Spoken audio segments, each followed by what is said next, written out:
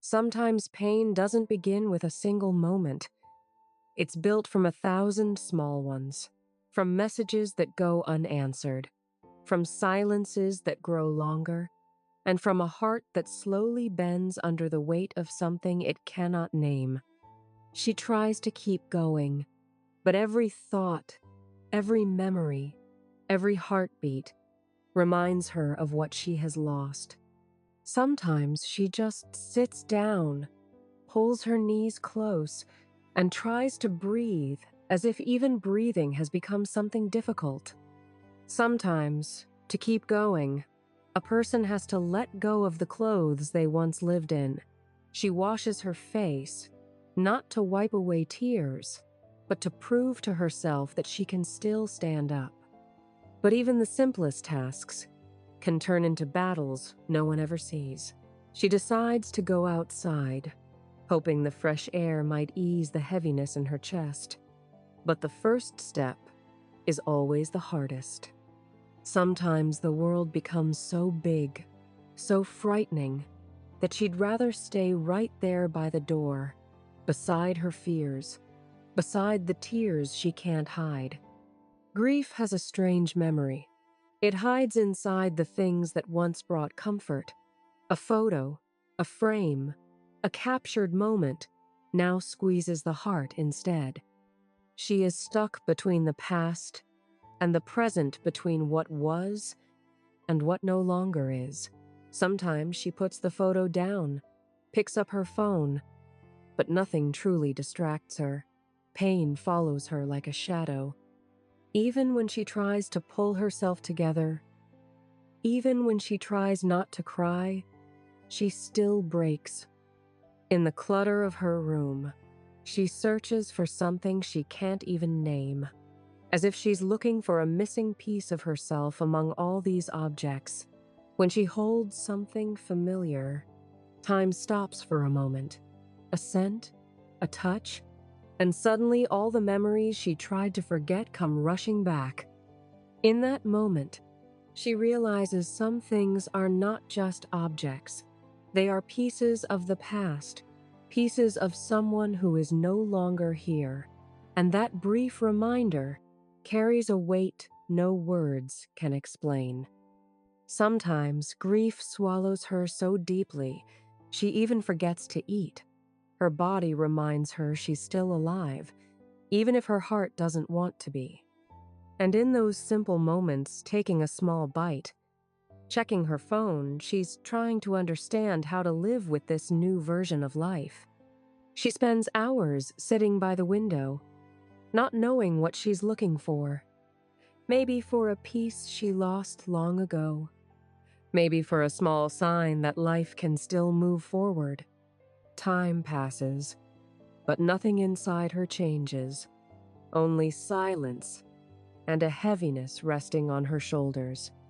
Sometimes she looks outside again, hoping to find something, anything beyond the glass, that might calm her heart, even for a few seconds. And when she picks up her phone, that familiar feeling returns, the sense that nothing inside her matches the world outside. In a kitchen left untouched for days, she tries to distance herself from the chaos inside by making a cup of coffee. This small act feels like taking a deep breath. When she sits by the window, her gaze doesn't reach the outside world. It falls back onto her own exhaustion. The sunset feels like an extension of her inner state. She stands and looks again, not for hope, but to escape her thoughts for just a moment, even briefly. And when she sits down again, the silence inside her rises to the surface, a silence no words can lighten. Housework used to be simple, but now each task reminds her of days that are gone. Still, she forces herself to do something, even if it's just picking up a single dish. In the middle of this mess, her mind searches for any excuse to drift away from her thoughts, even if that excuse is small and insignificant.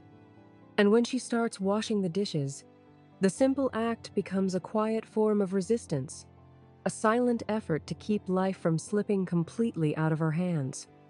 She opens a book, maybe to escape her thoughts, but her mind won't settle. The words on the page just pass before her eyes without meaning. Fatigue crashes over her like a wave, and all she wants is a moment of relief from the weight she carries. On days when her mind is chaotic, she turns to simple tasks. Cooking isn't just a routine. It's a way to feel like she can still create something from the beginning. Every slow movement brings a brief moment of quiet, a small pause between the thoughts that won't leave her alone. And as the steam rises, it becomes proof that she managed to finish something today, even if it's small. But when she sits at the table, loneliness sits across from her, reminding her that no one is on the other side. Photos don't hide the truth. They show exactly what she wishes she could forget. Each image is a bridge to a time when hope, voice, and presence still lived in her world. Staring at them is her attempt to piece together the parts of herself she lost along the way. As if by looking, she might understand where she broke and how she might find herself again, even if it hurts. And when she falls asleep right there on the floor, it isn't her body that's tired, it's the result of a silent battle she fights every single day. But beneath all this darkness, a quiet truth remains. The fact that she can still feel pain means she is still alive. And as long as she is alive, even faintly, a new beginning is always possible. Hope may be small, may be quiet, but it still breathes in the heart of this silence.